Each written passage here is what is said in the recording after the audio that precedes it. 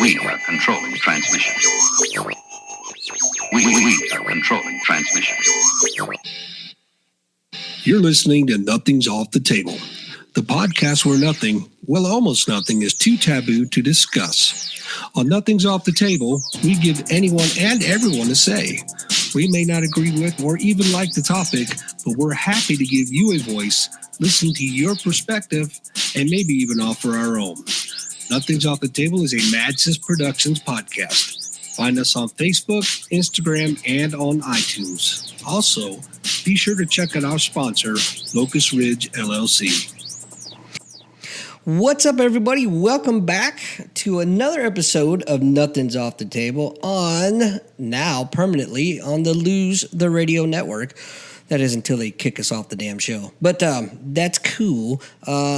Tonight's kind of cool. We have a unique episode. I've got my buddy Chad, who's my co-host, who hasn't been on the last several shows. But that's cool because that fucking big old fat bastard up you see there, Vinnie, he's going to be our temporary, well, not really temporary, our fill-in co-host. Vinnie, what's up?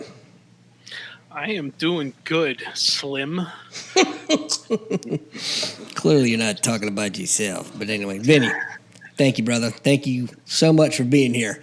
My pleasure. Thank you for having me. Absolutely. And our guest tonight is a retired Marine Corps Gunnery Sergeant. Yet. We served together in 1st Battalion, 3rd Marines. Ruben Castillo is our guest. But I'm gonna call you Gunny just because. Yeah, I'm still seeing. I'm still gonna wait and see if my name pops up here. Anytime soon. Don't hold your breath. Yeah. Anyway, welcome to the show, brother. Man, it's good to see you, bro. It's good to see you smiling and you look good. Long road, you know. Yeah. Yeah, you never. You know, I tell you, I couldn't have done it without the help of a bunch of lava dogs, Dark Horse. I mean, the list goes on and on and on, and just Marines, sailors, soldiers. You know, some of the Spartans from 794th MP. You know, good cats. Semper Fi, brother. Right? Yeah, you know, this nation has produced some outstanding combatants. That's for sure. That, you know, and without these guys, we wouldn't be sitting here shooting the shit on this podcast, and there'd be a hell of a lot of things that we're taking for granted would be taken away from us. That's right. So I asked you to come on the show because obviously you and I are friends on Facebook and whatnot, and I see a lot of the posts that you put up. A lot of them I agree with, and some of them I'm like, where's he coming from? And then instead of just trying to go back and forth on Facebook, it's much better to talk to you in this kind of forum, to kind of pick your brain a little bit and see where you're coming from. Now, I see where you're coming from on a lot of stuff, for sure. We have a problem, it seems like, in this country where there's a lot of abuse going on, and in these days of social media where everybody's got cameras on, you can't hide. I did see one video you put up today, though. I think it was today that I guess it was the guy that was going up and asking this cop if all these questions, basically the same thing that a police officer would ask somebody that he pulled over. You know what I'm talking about? Oh yeah, it's kind of like he's harassing the cop. Yeah, yeah. Yeah, some of that stuff I don't disagree. I disagree with, but I post it because, it helps. It helps people understand the climate that we're in. Mm-hmm. When I get pulled over, I was pulled over recently for a license plate tail light. The little bulb that lights up your license plate, right? And it was just at dusk. Guy pulls me over. I got two cops there doing a felony stop. One in my right quarter panel. The other one with his hand on his pistol, half drawn out of his holster, right? My hands are on the steering wheel. I'm not a threat. I didn't do any erratic driving. I'm in North Carolina on an isolated road. I got two deputies pulled me over, right? Mm-hmm. And this is what they gave me. They told me, hey, because you got this light bulb out, right? And I said, oh, really? Let's go look at it. Mm-hmm. Popped open the door. Those guns came out of them holsters. They pulled them out, right? And I says, hey, you can put that thing away. I said, let's go look at this light bulb. Went over there, I tapped that thing. Sure as shit, it was out, right? Mm-hmm. But we're talking about a misdemeanor, type offense that could have turned deadly. Sure. Rail put a comment in the comments here. It says you were illegal of DWB.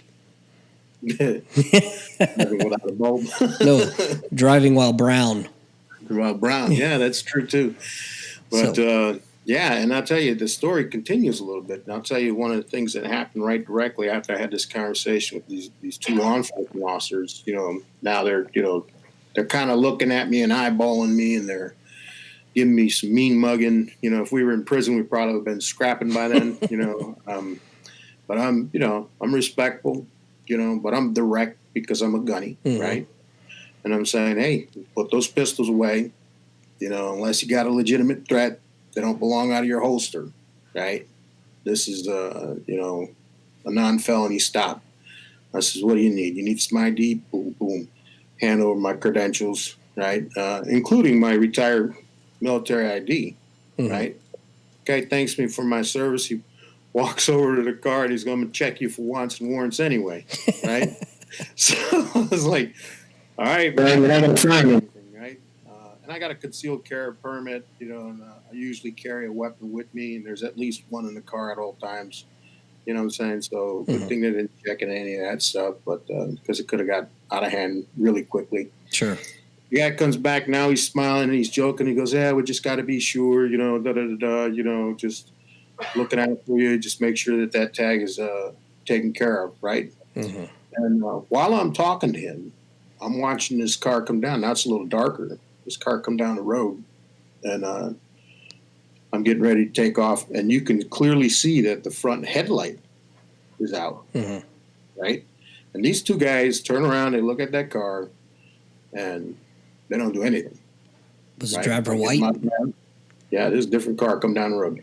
I get in my car and I drive down the road. I'm entering into traffic, and I says, any minute now they'll pull that guy over. Mm-hmm. Any second now they'll pull that guy over, right? Nope, pull that guy over. So this guy goes by me, right? And it's a white couple in this car, right? And I'm in North Carolina, and I get the realities of being in North Carolina, mm-hmm. right? And it's that kind of stuff that you have to be aware of, right? And that's why I make sure that you see both sides of the coin. Sure. Right. It's one thing to say, I support my local law enforcement.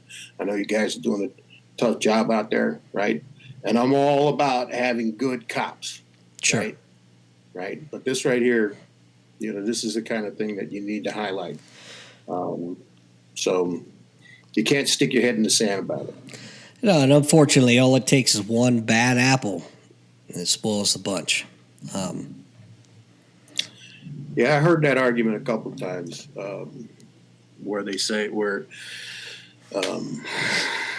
here's my problem with that argument, right? When it's a black guy, it's the black community, mm-hmm. right? When it's a cop, it's looked at in isolation. Oh, he's a bad apple. It's just one bad actor. Mm-hmm. Right? There is no accountability across the board for that entire stripe of or that demographic. You understand what I'm saying? No, yeah. It's a reality. Yeah, it is a reality. And it makes it difficult to have these conversations about Eric Garner and, other people that died at the hands of local law enforcement. The only reason I mentioned Eric Garner is because we just recently had the firing in Castillo in New York, the cop that strangled him. Yeah. So those things, those are real things.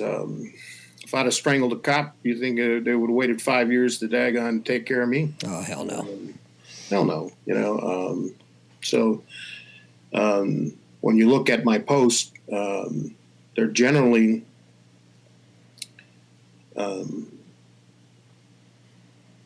you'll see that there's a purpose behind them. Mm-hmm. There's generally somebody that's going to be doing a First Amendment audit, Right. Second Amendment, be able to walk around and bear arms and stuff like that. And then there's the occasional asshole that's Right. out there that did this thing where he's berating the cop for, tinted windows or driving excessively or something like that. Yeah, I think watching a lot of those videos, I get the whole First Amendment and Second Amendment audit and whatnot, but some of these guys just bring a lot of unnecessary bullshit and heat upon themselves, Right. Okay, it's your right to be an asshole, but put yourself in check a little bit, all right? That's just my feeling on it. I have several cop friends, and a lot of them, well, all the friends that I have are great, but I also see the other side of it too. I think some guys maybe have been bullied or some shit in their past or something, and they go to become a police officer only to, I don't know, get back at somebody. But there are some assholes out there, that's for sure. Mm-hmm. Yeah, I think that's part of it. Big man on campus with a badge and a gun type deal. But for the most part, right? For the most part, the modern police practices are trying to change to this community-based policing, right? And we're getting out of political policing. If you understand the history of policing, the first phase of policing had a lot to do with slavery, right? It had a lot to do with politics. The second part of policing had the development of policing had to do with the professional development of a police force. When we're introducing radios and cars and tactics and techniques and procedures, and we're starting to get out of the pocket of politicians. So if you think like gangs in New York, every cop was a corrupt cop, right? That's the first phase of policing. I think I don't mean to cut you off, but it looks like we maybe have some technical difficulties. I don't know if the readers. Just keep rolling, guys. Yeah, we're rolling, but somebody, I guess they're having a hard time hearing us. So somebody brought up the fact that we should be doing sign language. So how's that for sign language? We're working on fixing the audio right now. Carry on, please. But Is that old shit in my butt? what's that? That guy, the same guy that couldn't get my name in the thing. Hey, Vinnie, shut the fuck up. You're awful quiet over there. Yeah. Anyway, dude, I was confused because I see a lot of your posts. I'm like, man, I didn't know where you're going with this. I really didn't, because some of the ones you put up there, I'm like, dude, this isn't the Gunny I know. So I'm really curious. I want to fucking find out where you're coming from, and that's why I really wanted you on here. Well, let me put it to you this way: if you had a segment of sailors or a segment of Marines that were out there acting like assholes, right? What would be the response from the command? Well, you put them in check, quick. They'd get put in check. And then what would be the response across the command? I mean, so you're going to NJP these two clowns, right? Like the guys that threw the Penguins. Remember that? Yeah, took the Penguins, lost them off the second battle. Oh, shit, I forgot about that. Yeah. That was a classic. Go ahead and tell that story, man. That's a great story. Yeah. You want me to tell it? Yeah, tell it. Okay, so we finally get bust loose on some liberty. Liberty means that we get to go out and have a good time, drink some beer for all you guys who don't speak Marine. Okay. And these guys, young guys, hard charging Marines and stuff from weapons company, go over to this hotel room, or they go rent a couple of rooms at the Ilokai in Waikiki in Hawaii, right? Ilokai Hotel. They're up on like the second or third floor. In the foyer of the hotel, there is a live penguin sanctuary type thing, right? So these guys are up there, they're hitting it, right? They're hitting it pretty hard. So bright idea bulb comes on, they run downstairs, they says, hey, let's go get these penguins drunk, right? So they snatch these two penguins, take them back to the room, and start feeding them some beer, right? Penguins are all fucked up, doing the dizzy izzies and shit like that, right? And then one of them gets the bright idea to say, hey, let's see if they can fly. And they chuck these things on the second deck. And damn penguins hit the ground. Pow, right? Of course, that hits the blotter. Shit goes to shit the next day. These guys are daggone in front of the old man. The old man's daggone, chewing them new asshole. Mm-hmm. But right on the tail of that, what happened is that we had a battalion, no shit, all hands on deck, and the whole battalion got, hey, tightened up. Yep. We had to tighten everybody up. Punish the masses. Hey, it's just not those two guys. It's the 977 other guys that were standing right next to those two guys that didn't fucking say, hey, that's a bad idea. Right. And so accountability was a big part of our life in the Marine Corps, mm-hmm. right? And what I'm saying in some of these videos and some of these posts and stuff like that is like, hey, look, we can get to the bad apple piece, right? We can get to those individuals and hold them accountable, right? Well, that's another aspect, mm-hmm. but theoretically we can hold these two individuals accountable, right? But really what needs to happen is the climate within the police force structure needs to change. Mm-hmm. Modern policing needs to understand that some of the things that they're doing, some of the targeting that they're doing, some of the crime statistics that they're using, some of the interrogation and interviewing techniques, a lot of these things, they've been debunked, through science, through evidence-based research. They are not protecting citizens. They're placing police lives at risk. There's just a whole slew of domino effect that's happening, right? And when you look at it in isolation, you always come up with this: you're either for the blue or you're not for the blue, right? Well, it's a tribal mentality again. Yeah. Yeah, we've talked about this many times on the show, and it falls under so many. It's a huge umbrella, right? The mentality of tribalism, and mm-hmm. I think you're right on a lot of that stuff, and I think a lot of it.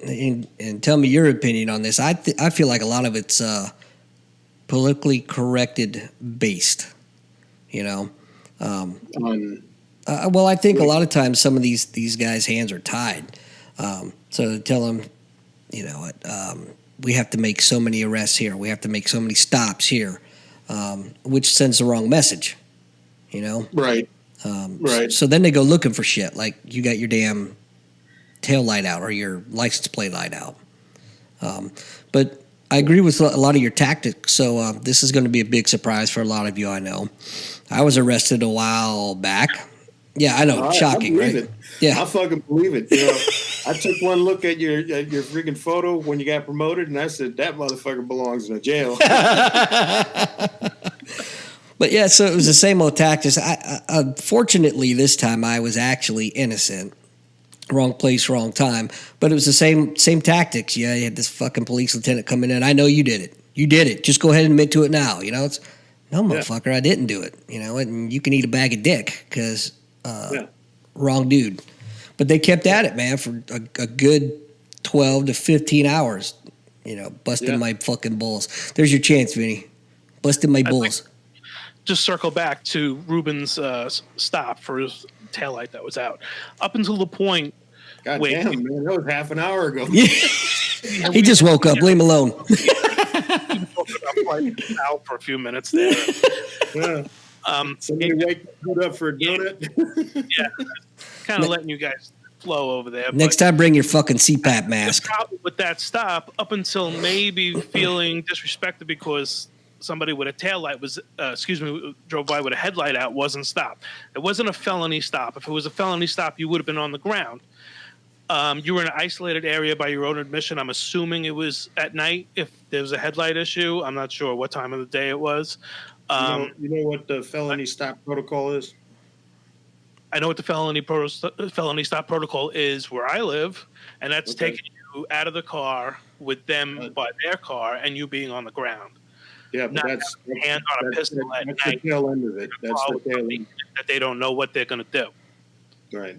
If That's I the tail end of the at felony stop. and I don't know Felony stop protocol. Hey. Quit talking over each other over there. Yeah. So the felony stop protocol starts with the amount of officers that are responding to the call, right? And then tactically how they approach the car. That's the felony stop, how it starts. A normal, like, hey, I'm coming over just to have this chat, right, is different. It's a single officer. He usually puts his hand on the back to identify the vehicle, and he approaches from the driver's side in the pillar, right? So that he has an angle on the driver, but also has some level of protection with the vehicle, right? When you use two officers, and one is at the right quarter panel looking through the windshields or through the side windows and stuff like, his only role is to shoot, right? You got a contact officer out front and you got the other officer out back, right? And this is a tactical advantage, right? And that's what makes it a felony stop. It isn't the fact that he pulled me out of the car, right? There is the next level of the felony stop where I'm being extricated from a vehicle and then, detained or handcuffed or all that other stuff. There's a whole series of events that go through that felony stop. So what I was describing was these guys had initiated that felony stop. What time of day was it? Right at dusk. So, I think if a cop approached my car in a fashion other than that, I'd find it weird. I would, of course, expect them to want to defend themselves. Pulling over a car is probably one of the most dangerous things they do. okay. So why, by that logic, why shouldn't I do the same thing? I mean, if the guy, I don't know this guy. I don't know if he had a problem with his wife. I don't know if he's a racist, right? I don't know if he just had an encounter that he's still got an adrenaline high from the last call that he was just on. I don't know if he's got to piss his pants. Hell, my wife got pulled over with one guy that was so nervous, right? Because he didn't off his training. Now didn't have his training officer with him anymore. It's his first, hey, I got to pull somebody over by myself. This dude was so nervous, she thought she was going to get shot. Right? So, you just don't know. You assume that these guys are well trained. They're well disciplined. Granted, you're both in a situation that you don't know. I understand that, and Right. I'm not trying to be argumentative, but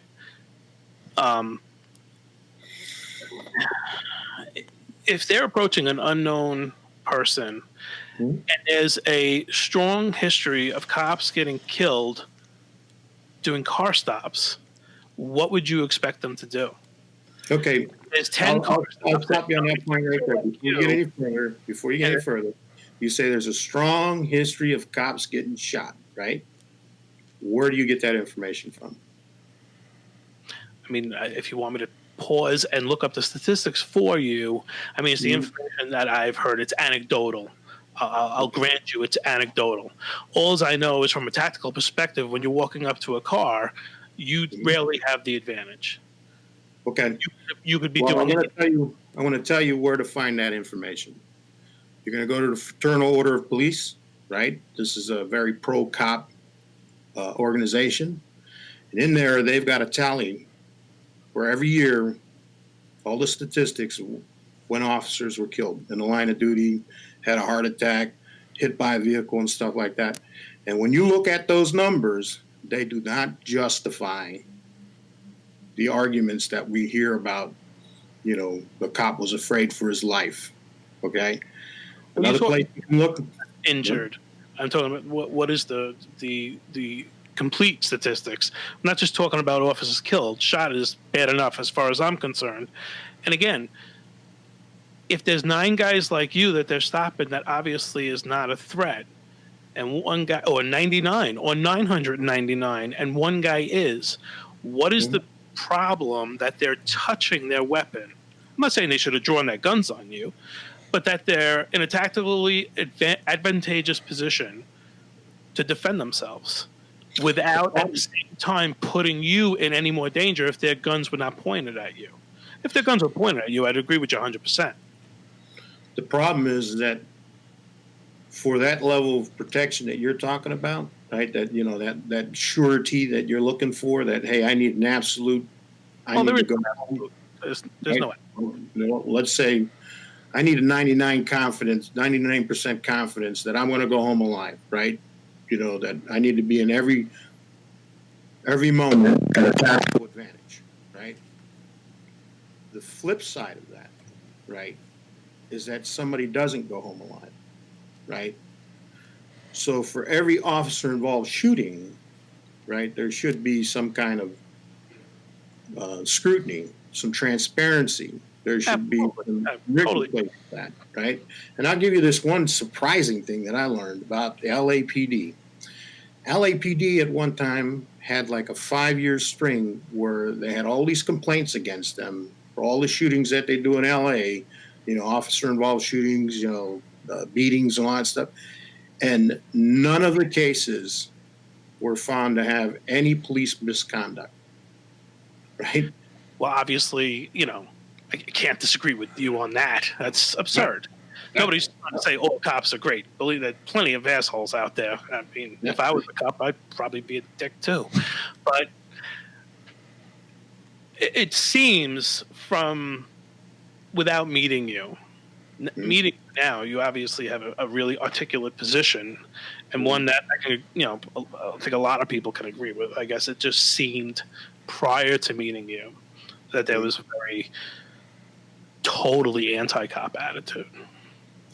Yeah, I got that a couple of times. And what I'm trying to do currently is find great examples of community-based policing, right? Where I think I posted a video where this one cop's out there playing basketball with some children, and he shoots backwards, and he hits nothing but net, right? And he's interacting with these very young children, and he's making them feel safe, and he's daggone laughing and joking with them, right? And that kind of policing right there will pay dividends in the future.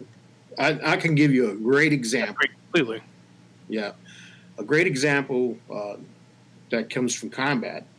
We had a gunny that was in combat, and he had a little teddy bear that he was going to give to his daughter, right? He had bought it exclusively to his daughter. He'd riding around with it in Iraq in his little Humvee, right? One day he comes across this little girl in Al Ramadi, right? And this girl reminded him of his daughter, right? So he got out. We're doing this hearts and mind thing, little candy and this and that and the other. So he pulls this little teddy bear out from his cargo pocket, the side of his camis, and he gives it to the little girl, right? And he shakes her hair on top of her head, pats her on the bottom, sends it back to her mother, right? 2 days later, they're driving through Al Ramadi again. Same neighborhood. Streets are pretty much cleared out, right? Except for this little girl. She's standing in the middle of the road, right? So he's like, what the hell, right? So they give a little toot-toot, get out of the way, right? So they try to go around her. She gets in front of the Humvee again. Try to go around her again, gets in front of the Humvee. Gunny gets out, walks over to her, and he says, what the hell, right? The girl grabs him by the hand, right? Takes him back to the Humvee and points at something, right? And it turned out to be an IED. They were able to clear it, okay? And without that sense of, interpersonal connection that he had made through that community-based patrolling, right? He would have been a dead man. That's true. Or somebody in that Humvee would have been a dead man, right? And so these are the same threats that I see that are similar to what our law enforcement community are facing, right? They are facing some people that probably shouldn't have weapons. Definitely that we know that shouldn't have weapons. There's mentally disabled people that are out there. There are things just in the world that they deal with on a regular basis, that yes, they have to use some level of caution, but then they also have to use a lot of interpersonal contact, and that's what's absent right now. That interpersonal touch, that community-based policing is part of what I think is wrong with modern day policing. We're doing this broken windows type theory of policing. You know what that is, by the way? Yep. Yeah. I lived in New York when Giuliani cleaned it up using the broken windows theory. Not to say that it's the right thing everywhere all the time, but it made a hell of a difference in New York. And now that we have, they have the mayor that they have now, statistically, I don't see that things changing that much. But when you go to the city, things are changing a lot. Yeah, it feels different, right? Absolutely. Yeah, there was a. Let me cut you off real quick, Gunny, because we had John in the room and made a comment. He had a police officer pull him over at noon in Parsippany for taking the exit to a jug handle too quick. And when the officer approached him, he approached him with his hand on his weapon. I mean, Right. So it's just I think I see where you're going now. Tactics are important. Deadly force is being applied too quickly. Tactics are being taught, but they're not teaching the other side. Where non-lethal. Yeah. Well, not only not lethal, but the point of the fact that you, as a police officer, you are a part of the community. You shouldn't be ostracized from that community. You shouldn't be seen as. That goes both ways, though. It does. It really does. And, we're seeing a big trend now, especially in your neck of the woods over there, Vinnie, where there's so much disrespect going for law enforcement. Now, you could argue the point and say, well, they're bringing it on themselves. But two wrongs don't make it right, no matter how you fucking slice it. Right. Well, that's the police force's argument as well. They said, well, these guys weren't such turds, I wouldn't have to daggone go over to crack heads, right? And so when you flip the script and you say, okay, well, if you just daggone police up your own, you got some obvious bad apples. I don't know if you saw the Eric Gardner the whole press situation release this week, right? But there was the union boss from the New York Police Department. I swear to God, that guy was unhinged by the decision to fire this officer, right? And he was saying that the former police commissioner was a turd, and coming up with this decision to support the firing of this officer, and so on and so forth. He went on and on and on. Basically saying that the police could do no wrong, and that brings up a whole bunch of legal arguments that I don't think we want to get involved in, qualified immunity and all that other kind of crap. But just from a common sense standpoint, I would say if you're not interacting with your community on a basic level of human understanding, then you've got a problem. You've got a bigger problem than I've had in Iraq. Right. So if I know in a combat zone that I need to make these interpersonal connections, then you tell me why the fuck a police officer here in the United States of America, where nobody's dropping mortars in his compound, or daggone shooting RPGs or machine guns at him, right? How this guy feels like his life is so threatened that it justifies going to deadly force right off the bat. You're such a gunny. I know. Daggone friggin'. I love it. I miss you, man. I think a lot of the things that are going on in New York is spawns from the current mayor really never taking the police's side at all. And there's a fine line between supporting the police and, obviously not wanting them to go out on the streets like busting heads, like you said, for no reason. But this mayor is not at all supporting the police department, and the police department is not at all supporting the mayor. And when you have that kind of rift, people start to get really polarized. And I think that's what happened with the response to firing that officer. Whether or not he should have been fired, that's another whole argument. Yeah. But when the police don't feel supported by the brass or the mayor, they're going to have a natural response, and it's going to come out in their work. It doesn't justify them running ripshod over the community, but it's somewhat understandable to a degree. Here's the thing, because this crazy union guy was talking about a work slowdown and people walking off the job and all this other kind of crap in response to this firing of this officer, right? When I swore my oath to the Constitution of the United States, right, and I don't remember having any exemptions in that oath. I don't remember seeing any bullshit in there about, if I disagree with your freaking, your policy, then I'm exempt from this shit. You understand what I'm saying? So that kind of stuff. I'm not a union guy. I hear what you're saying. Let me preach it to the choir. Yeah, I hear what you're saying. But I think that the Fraternal Order of Police, the International Chiefs, or the International Police Organization, the National Police Chiefs, all these different pro-cop organizations, if you ever go to their websites and you read the things that they're concerned about, right? There's very few things in there officer safety related. Most of it is benefits related, like Social Security improvement, double dipping here, stuff like that. So Gunny, what are the carry laws in where you're in North Carolina? Right. What Open are carry the throughout the state, concealed carry by permit. Okay, all right. Yep. And it's a shall issue state. Mm-hmm. So unless they find reason, right, they have to give you the permit. Right. No, I understand that part. I wasn't sure exactly what the laws were there, and I think it's pertinent to the conversation.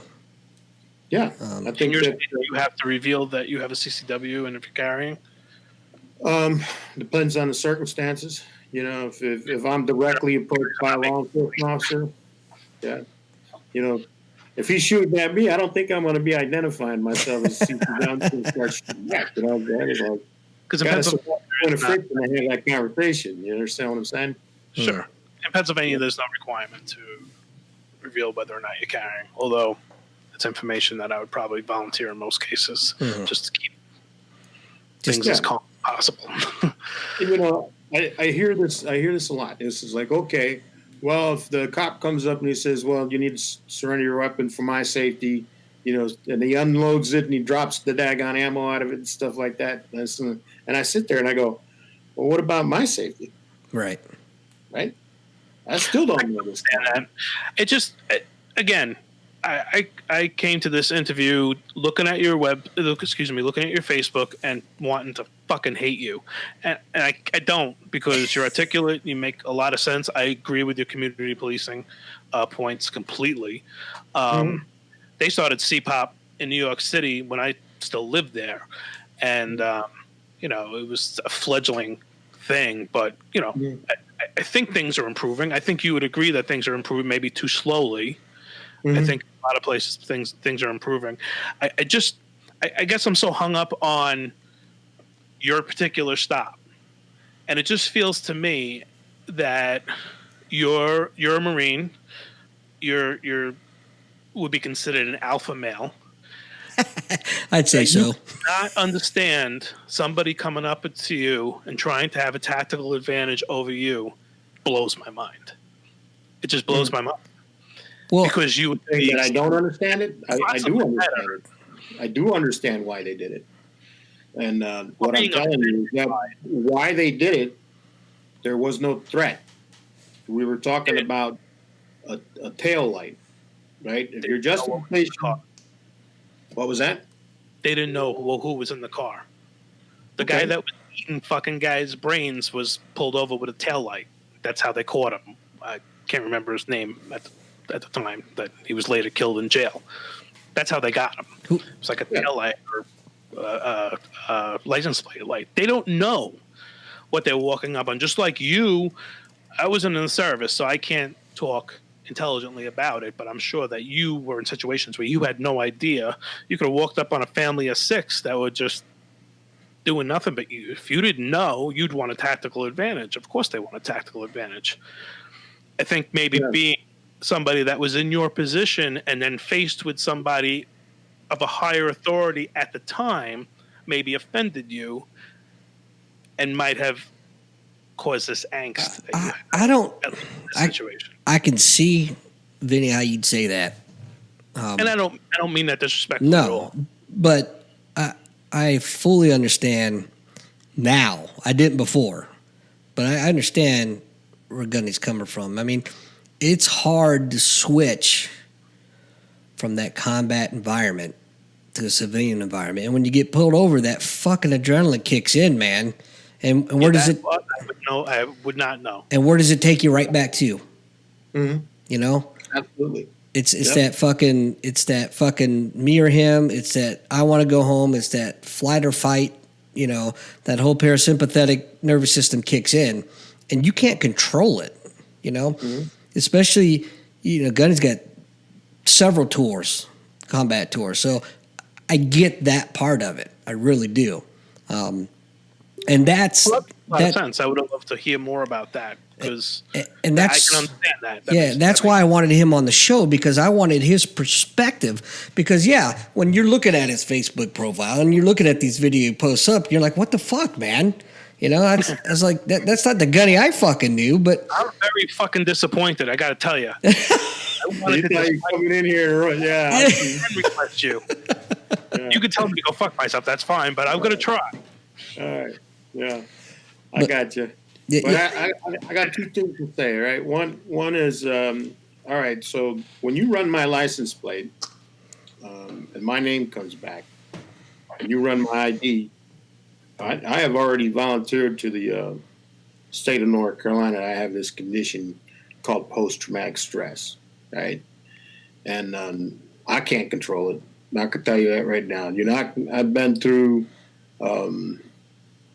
I was hospitalized for a little bit over 4 weeks, right? I've been through therapy for several years. I'm on drugs now. I got it right sized, so I'm doing a lot better.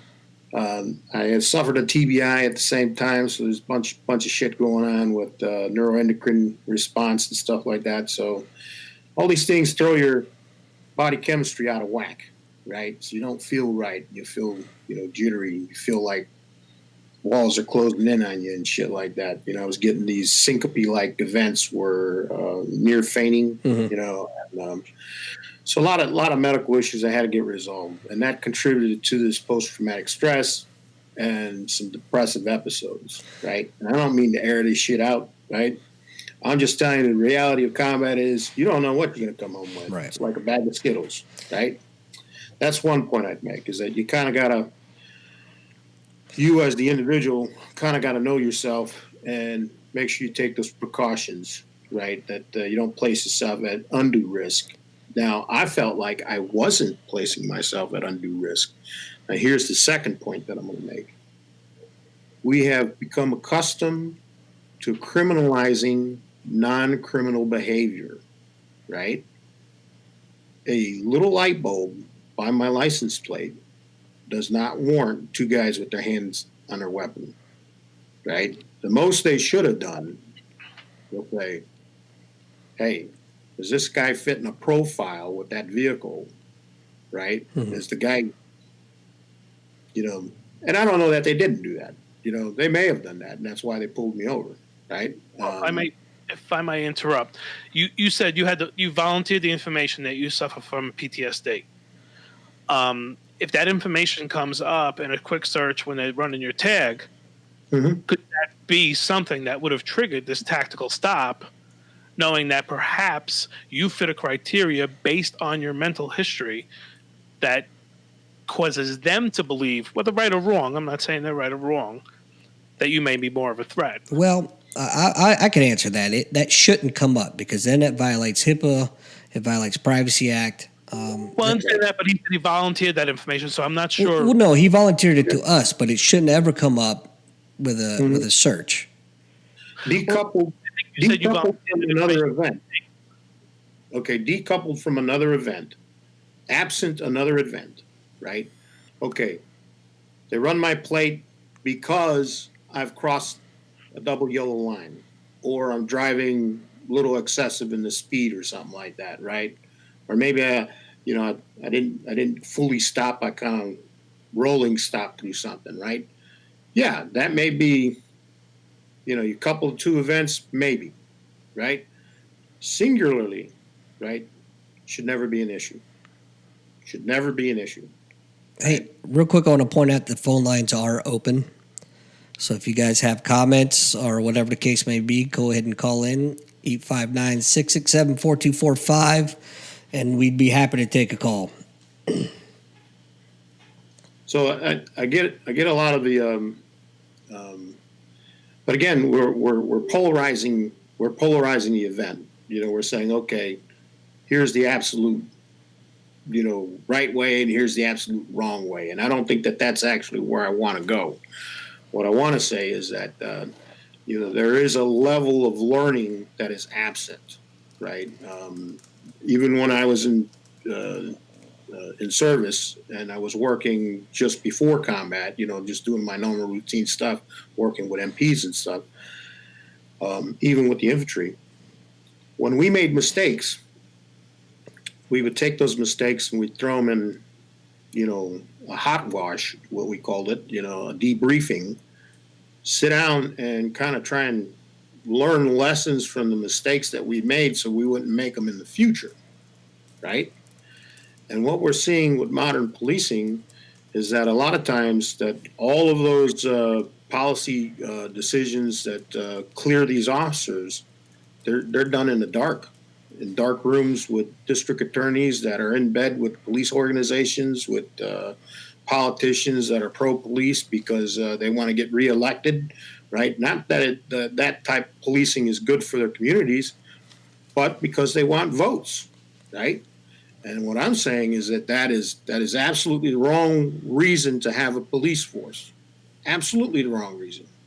The more police that you put out there that have that mentality, the more pushback you're going to have. And trust me, there are a lot more armed American citizens than there are police. That's a fact. Right? So, As it should be. Yeah, push comes to shove, and we get into another civil war and shooting starts happening. Who do you shoot? Right? Everyone. Yeah. That's right. Until the ammo runs out, right? That's right. Keep shooting until the ammo runs out, right? And that's the kind of, when we start to devolve or downward spiral these arguments and stuff like that, we're missing the bigger point. The bigger point is that that police officer, all deserve to go home in relatively one piece, alive, if possible. There are some exceptions to that, like that recent shooting in Ohio and one in El Paso. Yeah, those guys should be dead, right? Rightfully so. They're engaged in an unlawful activity, shooting unarmed civilians, running rampage. Hey, put a round in that guy, right? I got it. Absent that, why can Britain, subdue a knife-wielding, terrorist, jihadist, with little or no issue? Why can the Belgian police come to New York and subdue an armed subway passenger with no weapons, right? Why can you go to Japan and watch those Fourth Degree Dan guys beat the shit out of anybody that gives them any trouble with a little tiny nightclub stick, right? So our policing, when we start thinking about policing, we don't learn lessons from other people. Canadians, man, they'll talk that guy to death. You know what I'm saying? I recently saw a video of some guy was running people over with a van, right? And he's pointing a weapon at a police officer, and the police officer's got his weapon pointed at him, and the police officer actually talked the guy down, put him into cuffs. In America, that guy would have had 15 rounds in his chest. So I think we really have to think about our, the whole. I want to be objective here for a second. So, when you got pulled over, and you said you got out of the car, right? Right. So, if the roles were reversed, would you'd have went straight into fucking combat mode, right? No.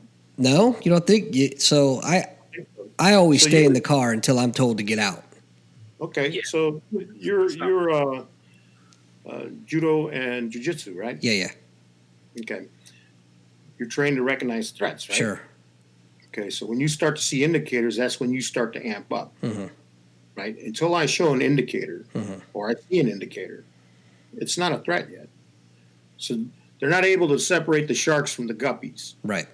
right? Everything that they're seeing, when you're a hammer, you think everything's a nail, So the dynamic, people running away, getting shot in the back, right? Right. I'm like, really? No, I don't agree with that. But my point is, if you've got a young officer that's a rookie and he's just out of his supervisory training, and I could see where that officer would feel that you getting out of that car would be a threat. I mean, look, you're not a small fucking dude, man. See, where a seasoned officer would think that you don't get out of a car during a car stop. It's kind of common sense. Just playing devil's advocate. I would never do it. Yeah, I just like you said, I want to go home in one piece. And at that point, getting out of the car is not the quick route to that. Oh, I agree wholeheartedly. That guy was surprised as shit that I came out of that car. I'm sure he was. And there was nothing that he could do about it because I'd already closed the distance, right? I was already, within that arm reach distance. And, you know what I'm talking about, Andy, right? Mm-hmm. Once I close that distance, there's a lot of things I can do. It's too late at that point. Yeah. I was like, hey, and I just walked right by him. Went to the back, flicked that light bulb. Yeah, right? but Now, I'm going to tell where you my that. mind was What's that? this guy had alerted me to some problem, mechanical problem with my vehicle, and I was going to go verify it. Mm-hmm. Right. I was also aware that there was two weapons that were coming out of their holsters. Mm-hmm. Right. And I was aware enough to say, hey, you need to put those things away. Not a threat. Kept moving. How old were these guys that pulled you over? One was probably about 27. The other one, I'd say about 39. So you've got a lot of life experience on these guys, especially the 20-ish guy, right? Right. And unless he's a vet and he's been to combat, his situational awareness is going to be way, way off, right? So everything's a fucking threat to that guy. So, and that's part of the training problem. Well, okay, I can see to that, sure. But, I'm just saying I probably wouldn't have got out of the car. Just it probably escalated shit way more than it needed to be. I certainly wouldn't have gotten out of the car, closed distance, and then been shocked that they cleared leather with their guns. I would think that they were shitty cops if they did not draw their guns on me at that point. And I'm surprised as shit you didn't at least get tased. I don't think you should have. Obviously, in retrospect, you weren't a threat, but they didn't have the gift of retrospect during that stop. Well, part of it is that I didn't talk to the guy like an asshole. I was very direct with him. I'm sure that helped. He was direct with me. I was direct with him. I didn't use any cuss words. I didn't daggone. You didn't dag on him? Language to it. You say this is going on, I'm going to go back and verify it. Right? Just that simple. Did you dag on him? I'm sorry? Did you dag on him? You pull out the gunny on him? Daggone, there's nothing wrong with my daggone friggin' light. Daggone, I'm going to go look at it right now. Yeah. So, and that was, again, this was this isn't even a moving violation, really. It's like, okay, come on now. You got nothing better in the world to do. You gotta, his license plate thing. They got this big thing called a spotlight on the side of their car. They could just freaking light that bitch up if they need to see what the license plate is. Did you know what I'm knife saying? hand him? Yeah, and hell, he could have stayed in his car and said, "Hey, buddy, you got a light bulb out. You want to check that or something like that." There's 1,000 things he could have done different. There's 1,000 things I could have done different, right? My point is that the reason that I post these videos about the First and Second Amendment audits and stuff like that is because there is this sense that some of these guys are poorly trained. Some of these guys, are a little erratic, a little too fast to the gun, right? They're willing to go to deadly force, before actually developing the situational awareness that will keep them and their partners and the people that are involved alive, and that's, I think, is a real tragedy of this nation. We have enough resource, enough money, we got enough money that we can actually put MRAP vehicles in police departments, and, issue them 50 cal sniper rifles and all this other shit. But you're telling me that we can't apply common sense to their training. So me, I'm going to have to stir the shit pot a little bit. Okay, man. That's just because of what I do. But we had one of the listeners that's in the room right now. She said, "This guy's what's wrong with America. People who push it and think they're immune." I'd like to hear your response. I mean, push what? What did I push? Good question. I can't answer that. I think by getting out of the car, you push things. What's that? Well, okay, yeah, good point. Good She point. thinks that by getting out of the car was at least one way that you might have pushed things. Now, how about if I'm walking down the street and the guy approaches me? Totally different situation. I've had cops approach me on the street. Yeah, that's completely different. No, well, I know, but it's the same. It's the same thing. The only difference is I exited a car. I was approached by 2 cops. I exited a car. I'm walking. I'm approached by 2 cops. I'm still approached by 2 cops. I'm approached by 2 cops that have their hands on a weapon. I was in a car. To evaluate a little bit more than you popping out of a car. I think Steezo's having a fucking stroke. You can see if you seem to be heavy on one side. It's totally tactically completely different. Yeah, I mean, if she thinks I'm entitled, figure out what she meant. If she thinks I'm entitled, okay, more power to her.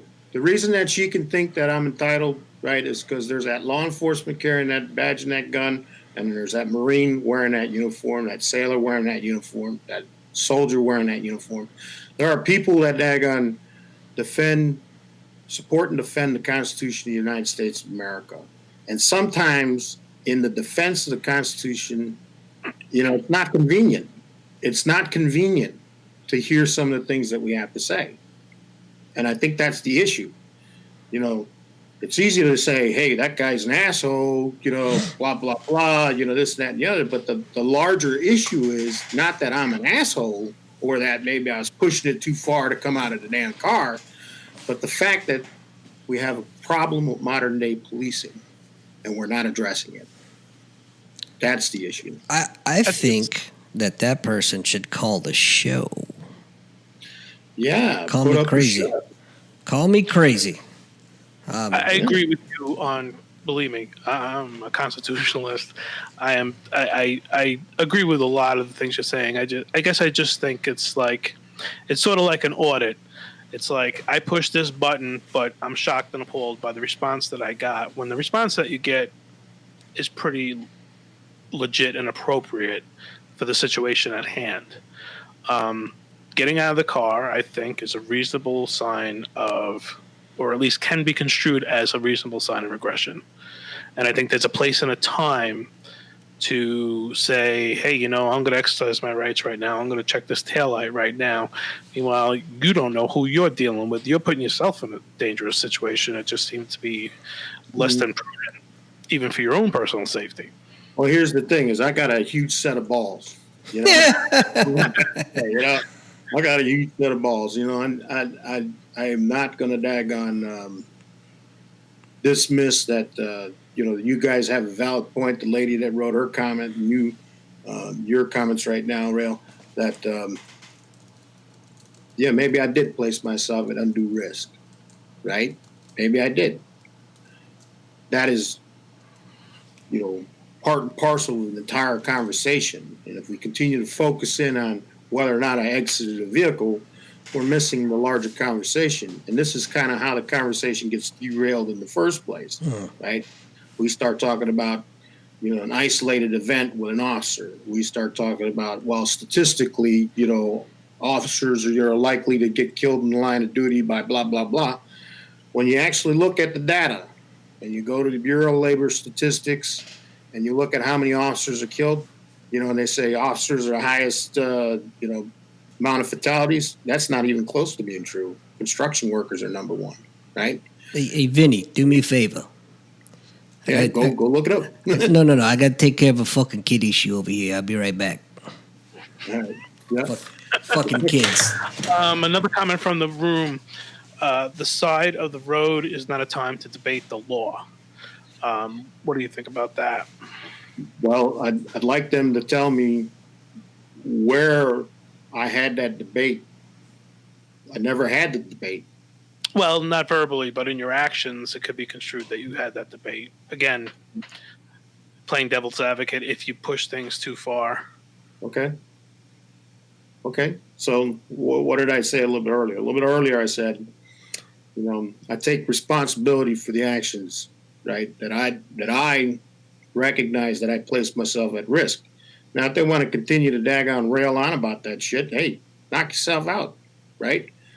You got to open up the brain, beep, beep, beep, pull those ears out, let some shit flow in, right? It's not about whether or not I exited a vehicle. It's not about whether this guy was 27 years old and maybe coulda, shoulda, woulda shot me, right?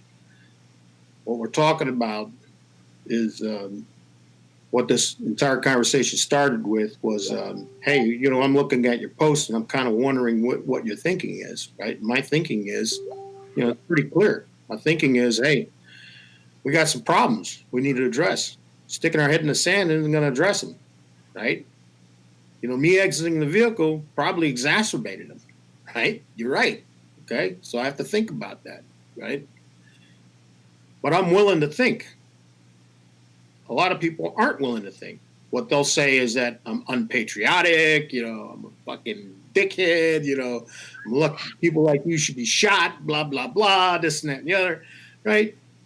It doesn't hit home until it hits home, It doesn't make sense to anybody. Nobody donates to cancer until somebody has cancer in their immediate family, right? Nobody daggone thinks about police brutality until their daggone kids laying on the floor in a bloody heap, right? So those are the things that you really got to you got to think about this in a larger context, because all we're talking about is changing the descriptor, right? Brown guy, you Mr. White guy. You know what I'm saying? So, well, the name of the show is Nothing's Off the Table, so a lot of people take that to heart. So sometimes that means beating up the guest, I suppose. I was trying to tell you to remember the name of the show is Nothing's Off the Table, so you could say callers who are on Nothing's Off the Table. Oh, failing miserably, co-host. The situation with the getting out of the car. Yeah, go ahead, caller. What we got? Okay. I'm a white male who has a CCW, and the one and only time I've ever got pulled over while I was carrying, it was the first time, I got pulled over by a state trooper. And first, it was a seatbelt violation. It was nothing major. I wasn't speeding. I wasn't shooting at other cars or any of that shit. I got pulled over, and I turned I turned my car off, and I put my hands at 10 and 2, and I was absolutely nervous as shit, okay? I'm a white guy, and I was being pulled over by a white trooper. I was shaking my shit because it was the first time I've ever been pulled over while I was armed. So, turn the car off, hands at 10 and 2, trooper comes to my door, license and registration. I said, officer, I am carrying a pistol on me. It's on my right hip. It's under my shirt, and my wallet happens to be in my right pocket. How do you want me to do this? He looked at me, giggled, and said, just get your wallet out and try not to shoot me. I mean, he tried to de-escalate this fucking situation further than I ever thought. I was nervous. I was shaking like Michael J. Fox at a fucking rave. You think that would have happened if you were a black guy? Okay, here's the problem where it comes in. It doesn't matter the color of my skin. I was a white guy being pulled over by a white officer, and I was still just as nervous as if I was pink, purple, rainbow colored, had a fucking unicorn horn coming out of my forehead. Whatever it is, doesn't matter. I was being pulled over by an officer, and I had the same weapon on my fucking hip that he had on his hip. It's a tense situation for everyone involved. The state I live in, as soon as you run my license plate, it comes up with a flag. This guy has a fucking CCW. He knew I had it before I even told him. It is my job to let that officer know that, yes, I have a CCW. My pistol is on me. It is here. My wallet is here. How do you want me to car off, hands 10 and 2? How do you want me to go about this so everyone goes home happy? That is the situation that everyone needs to follow. Getting out of your car and approaching an officer that's pulled you over because you think it's because of the color of your skin, or you have a unibrow, or you have a fucking rainbow flag on your fucking bumper. Any of that shit is stupid as shit. Do you have a rainbow flag on your bumper? By a white officer. Yeah, caller. Do you have a rainbow flag? Fuck. Caller. Yeah, I hear you. You know, and I tell you, I'll take ownership for that. You know, you bring up a good point. Getting out of that vehicle was probably not the brightest move that I've ever made in my career or in my life. But I will point something else out to you. If you're nervous because somebody's walking up to you with a gun, right, you probably need to go back and train a little harder. Okay? I'm telling you. No, it has no. I don't think it has anything to do with that. I think it has to do with, if this is your first interaction with law enforcement and you have a CCW, you put anyone in America in that situation. I don't care if you're former military or whatever your situation is. The first encounter you have with a police officer while you are armed, you are going to be nervous. Your palms are going to sweat. Your heart's going to race. You might get a little bead of sweat on your eyebrow. That's natural instinct because you are on the same level as that officer is. He is just as nervous as you are. He is 10 times more nervous than you are. Yeah, I carry. I have a weapon. I'm sorry. I don't mean to talk over you. Go ahead. No. I was just saying he knows he knows I'm able to carry a weapon. He doesn't know if it's on me or not. So my first duty as a CCW carrier is to let that officer know I'm armed. How do you want to go about this? That's all you have to do. You can resolve 90% of these police shootings by letting the officer know that you're armed, whether legally or illegally. Hey, do you have any weapons on you? No, I don't. Well, now you just lied to a cop in these cop situations on TV. If you go that route and you say, no, I don't have anything on me, and then a cop finds a gun on you, what the fuck is he supposed to think? He took you for your word. All you have in this world is your fucking word. Okay. You know, I can't dismiss that you're feeling nervous and that cop is feeling nervous. Firearms are they're a very grown up thing. You know, I carried a firearm, not only in military service, but also in security service. And I guarded embassies and I guarded delegates and, I did some pretty lofty shit in my time. And I can tell you that, there's a huge responsibility carrying a firearm. Well, Carlo, you broke up a little bit. I'm sorry, but you got nervous when you got pulled over by an officer. No, I got out of the vehicle. So let me play devil's advocate for a second. Caller, stay on. Do you think it's the fact that you've been too desensitized and you didn't feel threatened at all, and you just jumped out of the vehicle and you weren't thinking about that, and maybe the cops that pulled you over were thinking, well, I don't have that experience, so now this guy's a threat. Especially when you close the distance with him. Getting out of the car is one thing, but when you close the distance, I would have taken that as a threat. Yeah, and I think that that guy's credit, he probably recognized that, hey, I didn't mean any ill will towards him, right? And I made sure that there wasn't anything going directly, coming right at towards him. your chest, The light went right between him and the car. Right? Caller, thanks for calling in. We're going to let you go and give somebody else a chance to call in. Yeah, it's and again, I'll go back and I'll say one more time so that everybody clearly understands this shit, right? It probably wasn't the best decision of my life, right? But I survived that encounter, right? I survived that encounter for several reasons, right? One of it, that there was some prep for the battlefield. I made sure that somebody knew that maybe I'm a little bit unhinged sometimes. Sure. Right? Put the proper credentials out there. Hey, you're on the air with Nothing's Off the Table. Caller, go ahead. Are you there, caller? They hung up. Oh, they hung up. All right. Anyway. The second thing I did was, I made my intentions clear. I didn't vacillate one way or another. This is what I'm doing. I'm coming out of the car. Let's try it again. Caller, you're on the air with Nothing's Off the Table. Go ahead.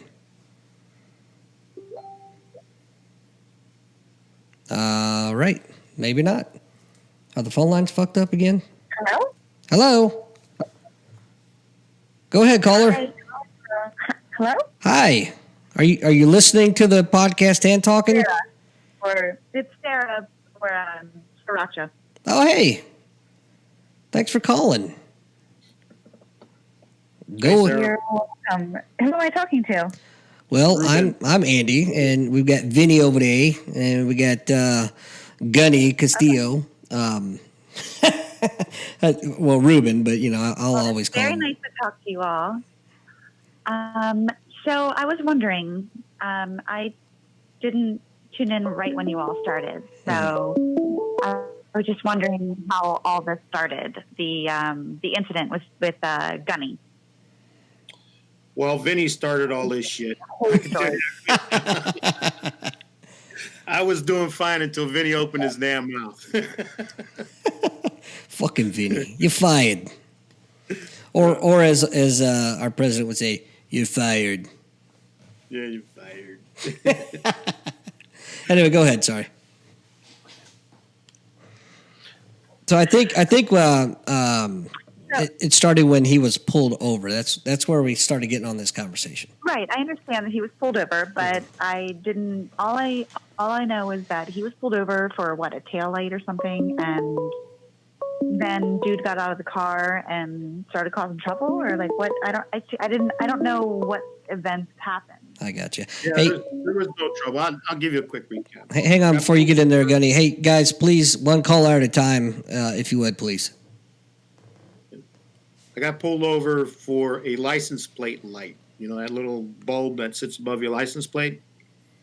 The guy told me my light was out, and I told him, I'm going to come out and check it. And I exited the vehicle, right? So the discussion is centered around whether or not I should have exited the vehicle, right? And did I place the officer at risk? Did I place myself at risk?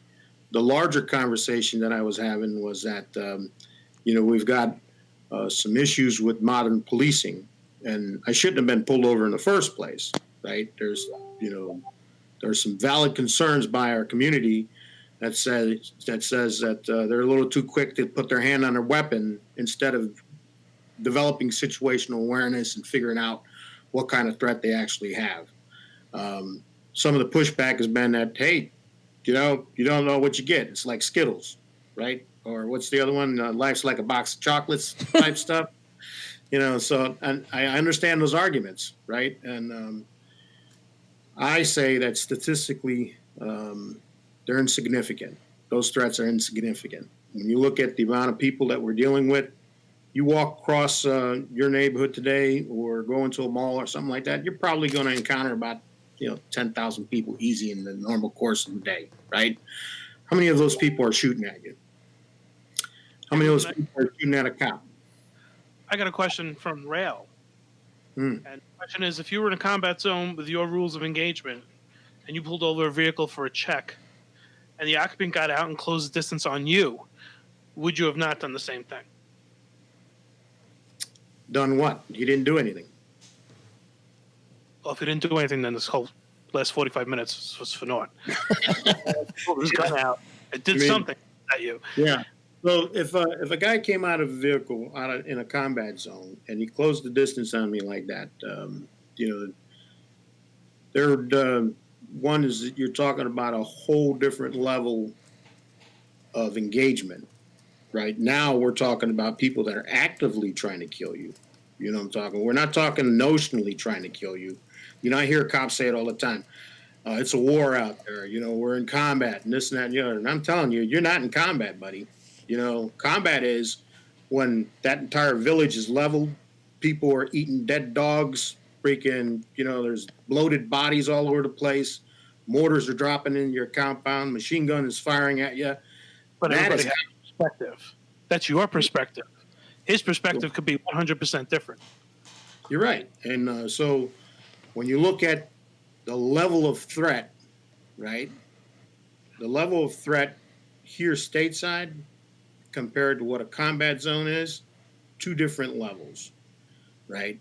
Here, I don't recall ever hearing anybody get out of a vehicle and detonate a vest or detonate, a vehicle-borne IED.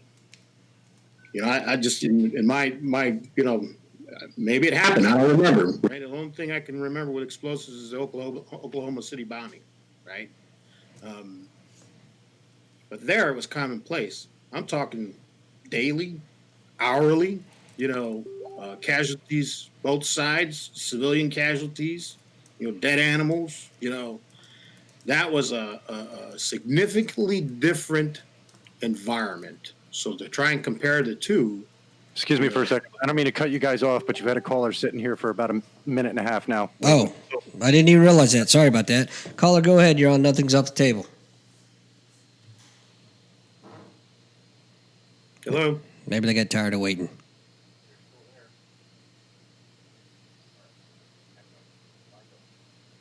I got nothing. I hung up. The line's open. All right. Line's open. Yeah.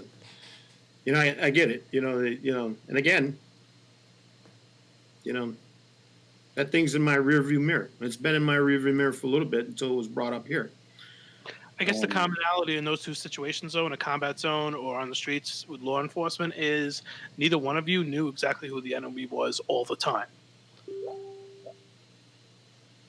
And that's the difference, is that a police officer shouldn't be looking at his citizenry as an enemy. Whereas I'm in a foreign country and I have an active enemy. But that cop has to deal with shit every day where he's the enemy. Look at the fucking world we live in. I'm sorry to mic up here, but I'm not going to call back in. But that officer has the same viewpoint that you do when you're in combat overseas in a different country. That cop is dealing with the same shit here at home. Really? Same shit. Caller. What do you mean, really? Hang on. The cop should be everybody's friend, but not everybody is the cop's friend. Caller, you're on the air. Nothing's off the table. Go ahead. Nope, they're going again. Oh, they're gone again. See that? He's trying not to fucking laugh. Oh, what the hell is that? Gunny, are you too close to you getting feedback there a little bit, I think. I think what happened is he has a fan on in his room, and at his weight, his arm just blow over. So well, turn that bitch off. Turn that fan off. I don't know what's going on. Muted Mike until he fixes that sound, whatever the fuck that is. Kill his mic. I don't know who that is. Caesar. It's not Stizo. It's Gunny's issue. Oh, sorry. Is it Gunny? Gunny, lean back for a second. We might be getting some feedback. No. There we go. There we That's go. better. Yeah. Yeah, I think I that. just want to jump in real quick. You guys don't see me, but I've been here the whole time commenting as Evil Rail. Gunny, I love you to death. It's definitely going to be a difference of opinion here. You get out of a car and you close distance on a cop. I don't give a fuck what state you're in. I don't give a fuck what the crime rate is in that state. It is absolutely protocol for that cop to back the fuck up and be armed. That is how it is. That's how they're trained. It's a tactical safety measure on the cop's side of the law. If you are in a combat zone, it's the exact same thing. You can say it's not the same thing, Pick but up it that is phone. the exact same thing. If you're in a combat zone, you have no idea who is friendly and Caller, who hang is on one enemy. second. And a cop is the exact same situation. He has no idea. It's not that the cop is supposed to be out there looking at everybody as the enemy, just like you're not supposed to be looking at everybody as everybody as the enemy in a combat zone. It's the same situation you're in, a situation, and it's literally a combat situation in a different scale where you don't know who the enemy is because they don't wear a fucking uniform. I want to That's the world give. that- Hey, I want to give Gunny a chance to respond to that, but we have a caller that's been trying to call in. So, caller, please go ahead. Hey guys, Hey, What's going on? can you hear? Hey, all right.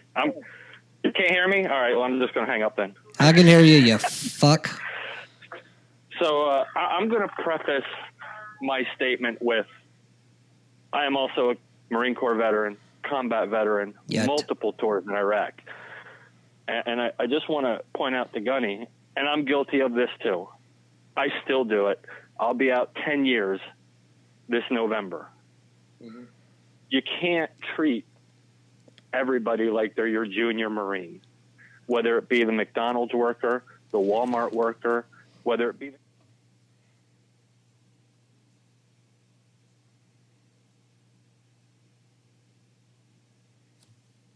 of it. I still do it. What's your You know point? what I mean? And I think you getting out of the car, you just resorted to your Gunny way. And by the way, I missed the shit out of hearing Gunny say daggone. So hearing that tonight brought me back a little bit. Yeah. So, And you know, I just wanted to throw that out there. I'm going to talk to this right quick. Go ahead. I'll listen to the rest of it. You got some more? I'm sorry, I didn't hear the rest of it. Guess not. So Okay. I just wanted to throw that out there. I'm going to jump off and let somebody else call in. Like I said, I just wanted to kind of make a point, man. You can't treat everybody like they're your junior Marines. I'm still guilty of it myself. So for me to say that is a little bit hypocritical, but you know, I'm still learning. I'm still learning. So 10 years. I'm gonna if you don't mind hanging on for just a second. Okay, so I'm gonna have just 1 second with you, right? So the jumping out of the car, right? We've kind of addressed that a couple of times. The guy's hand was on his gun before I even heard what the issue was, right? And the second guy already Right. had his holster. So that, you know, they're a threat to me now at this point, right? So I don't know who these guys are. And I could see that. I could see that if his gun was drawn. Just having a hand on his weapon is not an indication of deadly force. He's just resting it on there. I've seen cops do it a million times. It happened to me 2 months ago. Yeah, And I get can take it as maybe that's okay. Maybe that's the way that you're going to react to it. Hey, the guy's, you know, he's just following protocol. He's doing this and that. On that particular day, on that particular incident, all right, I got out of the car. Right, nothing happened. Right, I got out of the car. I've said about a dozen times now, it wasn't the brightest moment of my life. Right. Fair. And that's not the issue that I'm trying to address. I'm trying to address that the immediate threat response that they seem to use as a default. You know, like, oh my God, everybody's shooting at us. Holy shit, you know, I'm in combat every day. No, you're not. No, you have to remember that you're part of the community. I totally understand that, but I'm also coming from I'm coming from the same background as you. I'm coming from the same exact background as you. You might have had a few more deployments than me, but deployments are deployments. I was there for 26 months total, over 2 deployments.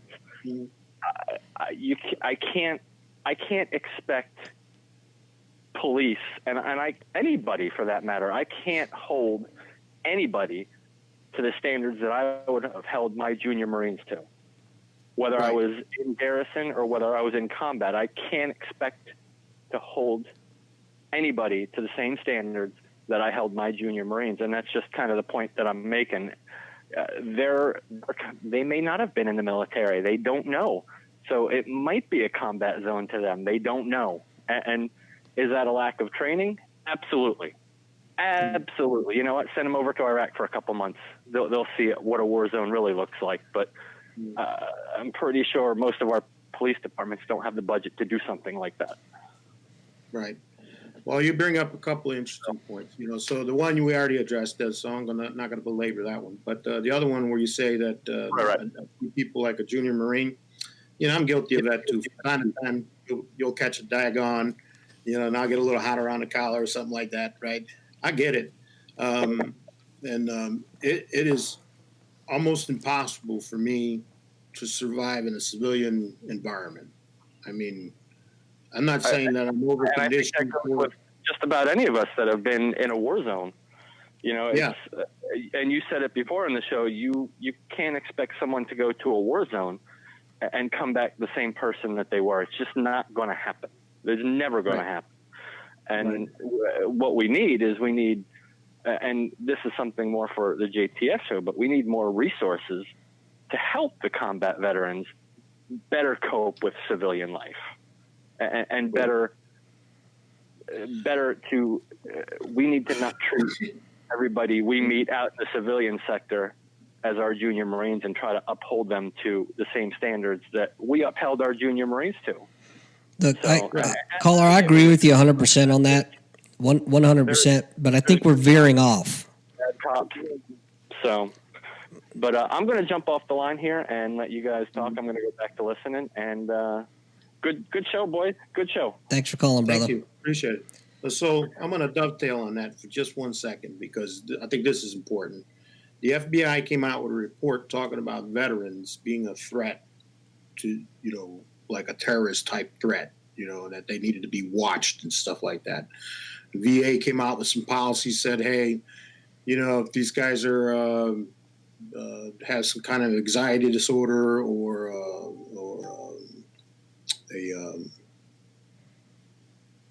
one of the other disorders, the mild depressive disorder or something like that, that, hey, we should be looking at, restricting their use of guns and maybe notifying law enforcement that these guys might be a potential threat to themselves or others, right? And so I just want to toss that out there because that's another component. You know, when this guy runs my tags and you see PTSD, you know, I don't know, maybe he's thinking about that FBI report in the back of his head, right? That was the point I was trying to make before. Yeah. And I think that's a whole separate issue that we could talk about. And I think that when we were talking about community-based policing activities, right, that doesn't necessarily translate into patrolling activities. You know, community-based policing is, there foot patrols. You can go out, interact with the community and stuff like that. But when you're in a vehicle patrol and you're doing this highway patrol type stuff, you know, I still have to figure out how they're doing that training. You know, how they're pulling the lever on that one. You know, because a lot of police encounters on the highway, right, happen every day, and we have relatively few people getting shot. Right, we have more police getting run over by inattentive drivers than we have of police officers suffering a fatality from a gunshot wound, and that's in the Fraternal Order of Police's statistics. You know, you can look it up. You know, it's almost neck and neck with the gunshot wounds. So that's my perspective. Gunny, I think this is a great stopping place. We've gone over by a half hour, which is okay. I don't mind that at all. I think it's been a great show. I really appreciate you coming on, man. You got the juices flowing, I would say. You started a great debate, and that's what we're here for on Nothing's Off the Table.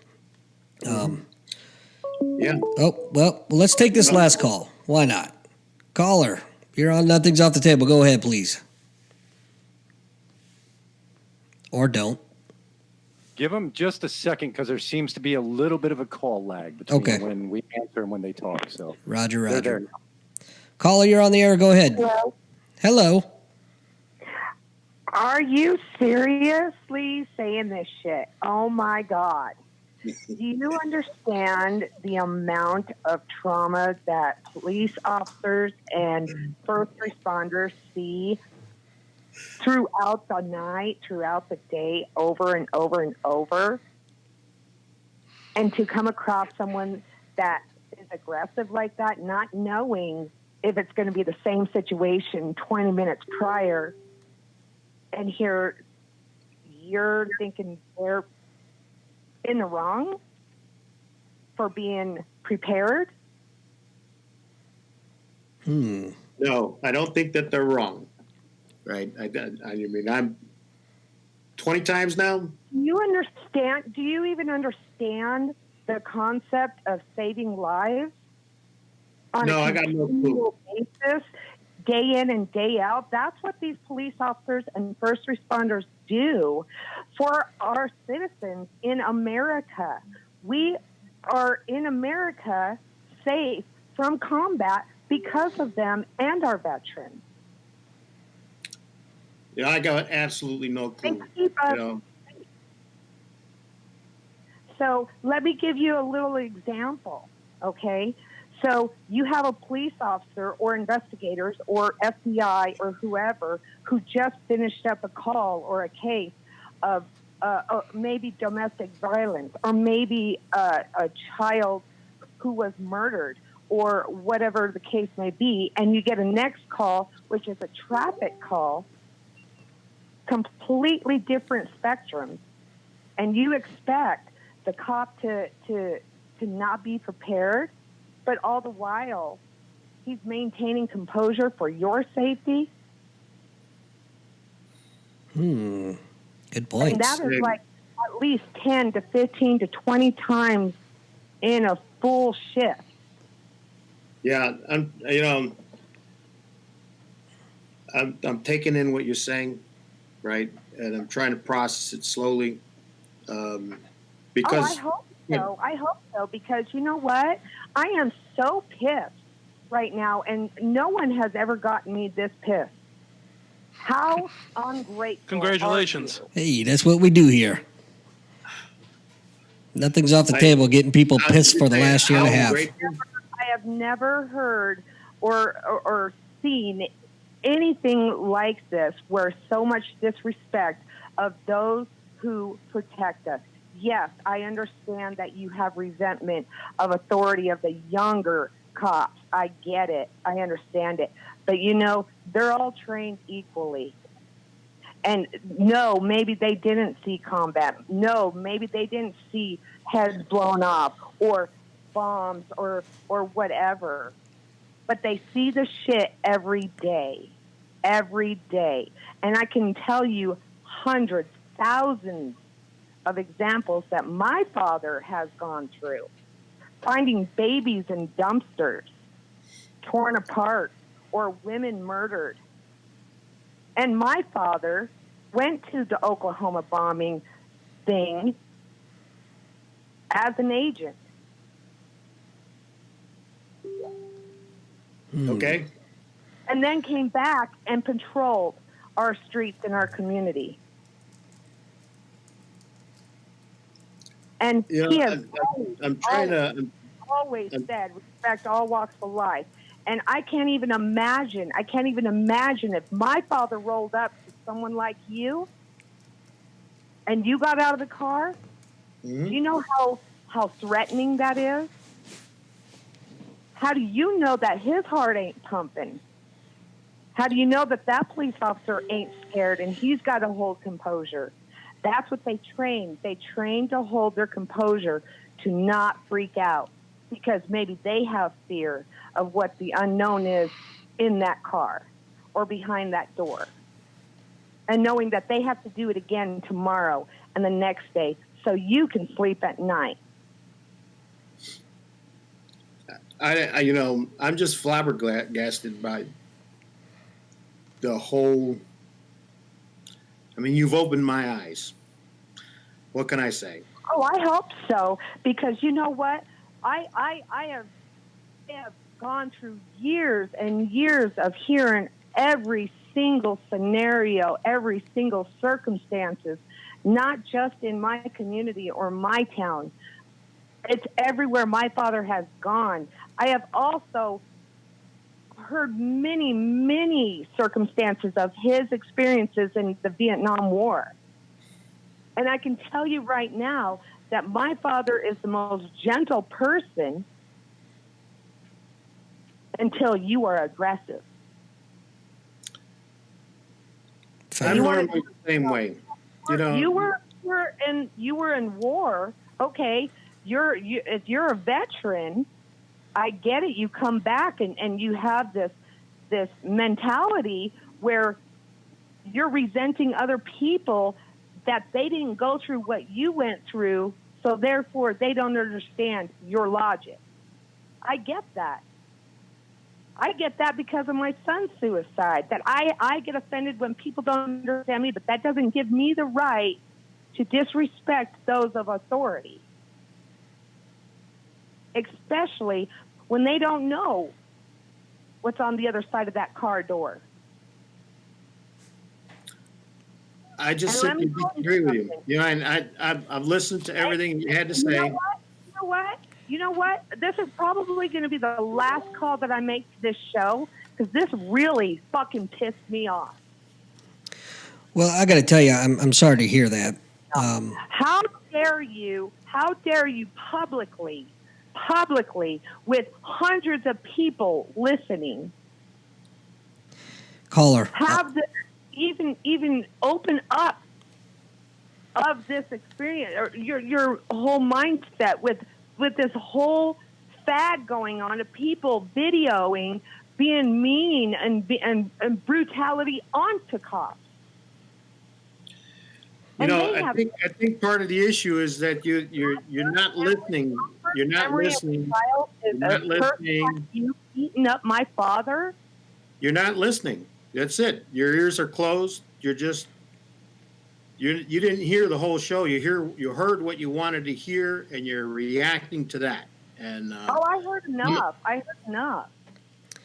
Caller, thank you so much for calling in. I don't want to get in a long debate over any of this.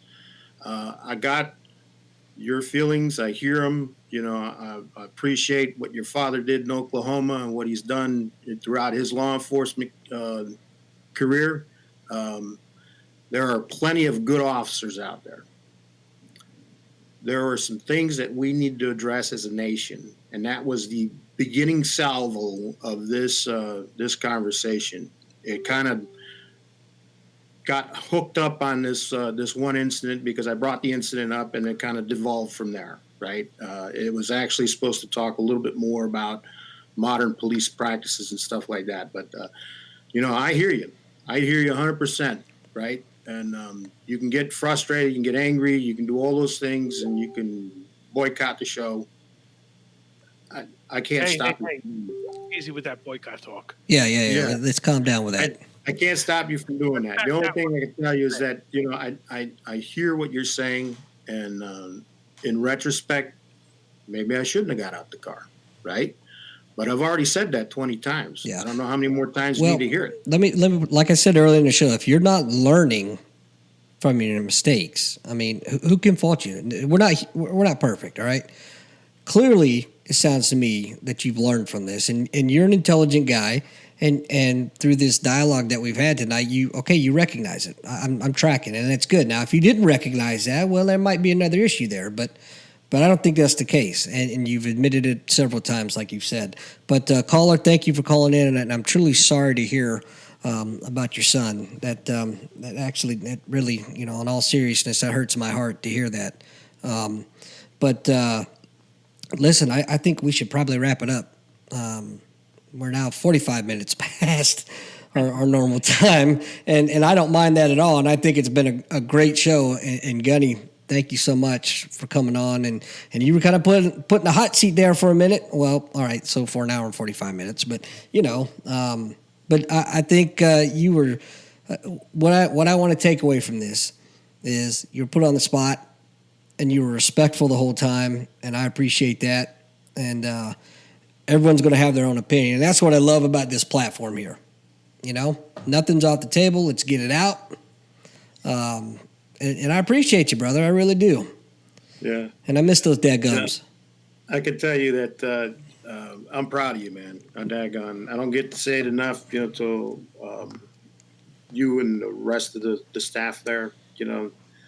I've listened in a couple of times, and I love what you're doing, right? Keep doing it. I'm controversial a little bit this way, a little bit that way.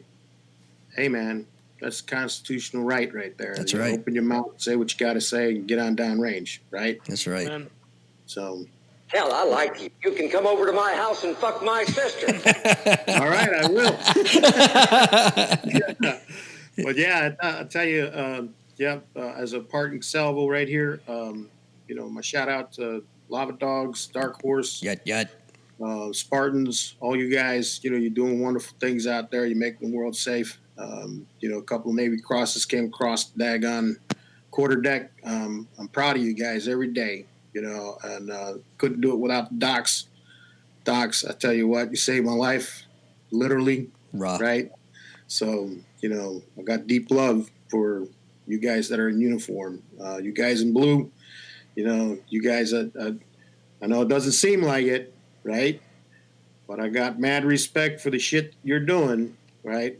You need to police up some of your ranks, right? I'm going to tell you that man to man. You got to look at some of them cats and say, hey, is this guy right for this job, right? And that's all I'm going to say. All right, brother. Hey, Gunny, please, if I can, before we end the show, Gunny, stick around for the after show so we can talk after this. Yes, sir. Got it. Thank you, everybody. Yeah, thank you, Gunny. Hey, real quick before we jump out of here, I want to thank our sponsors. We got BlueLineFarms.com, PHARMS, Atlas Arsenal, IronBeanCoffee.com, Cliff Park Golf, and Coat of Arms Gun Coaters for your pew-pews. Take us on out, brother. Let's kick this pig.